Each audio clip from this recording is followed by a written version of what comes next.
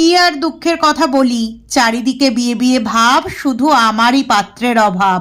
তাই তো আজ গিয়েছিলাম বিয়ের জন্য স্পেশালি একটা বরণডালা পেন্টিং করতে। এই বরণডালাটা সম্পূর্ণ পিতলের। যে জেঠিমা আমাকে বুকিং করেছিল তাদের বংশ পরম্পরায় এই বরণডালা দিয়েই বরণ হয়ে আসছে। আর এই বরণডালা তারা বাইরে বের করে না, তাই জন্যই ওনার বাড়িতে গিয়ে আমাকে কাজটা করতে হয়েছে। সত্যি কথা বলতে এইসব জিনিসের উপরে কাজ করতে একটা নস্টালজিয়া ফিল হয়। প্রতিটা জিনিসের মধ্যে দিয়ে একটা পুরনো ঐতিহ্যর গন্ধ ভেসে আসে। আজকের এই কাজটাতে আমাকে অ্যাসিস্ট করেছে আমার পিএ, মানে আমার দিদি। আমরা দুজনে মিলে গল্প করতে করতে পুরো কাজটা সম্পন্ন করে ফেলেছি। বরণডালায় বাটির মতো যেগুলো থাকে সেগুলোকে এক্স্যাক্টলি কি বলে আমি জানি না, সেগুলো আমি পেন্টিং করেছি। আর কুলোর মধ্যে দ্বারগট, স্বস্তিক চিহ্ন, কলা পাতা, প্রজাপতি, একটা বিয়েতে যা যা মোটামুটি থাকে করার চেষ্টা করেছি। বাকিটা তোমরা বলো কেমন হয়েছে।